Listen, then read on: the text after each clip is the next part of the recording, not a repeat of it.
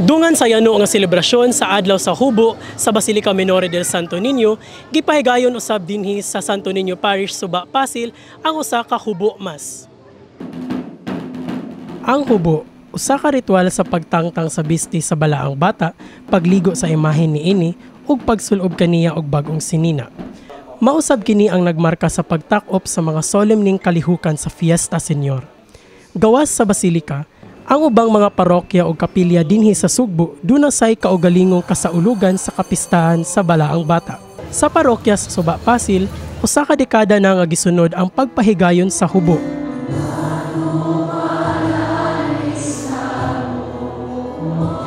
Matud pa ni Father Jerome Dublois, SDB, ang kura paroko, sukad pa sa tuig 2016 ang ilang pagsaulog niini nga gipasiugdahan kaniadto ni Father Adrian Mendoza, SDB. Ang piyesta namo magsugod sa marasad sa Basilica.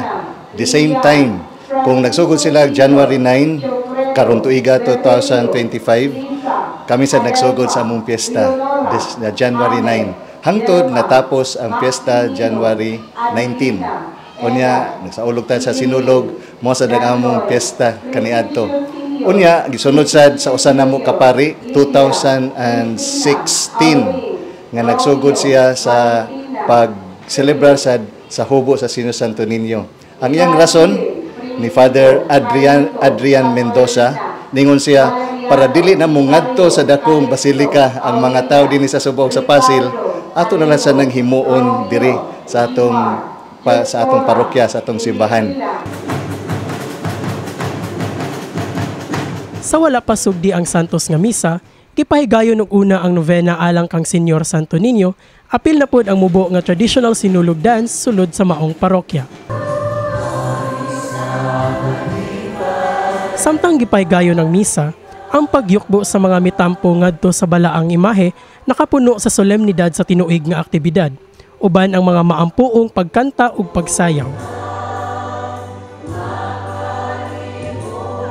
Mipati na usab ni Father Dublois nga ang selebrasyon sa kapistahan sa Senyor sa ilang parokya naglakip sa duha ka barangay, ang Pasil ug Suba, nga kanhi usara ka barangay sa dakbayan sa Sugbo. Sa Suba ug sa Pasil gini siya gyud. Sa una pa ni nga usa pa to nga barangay yun, Pasil.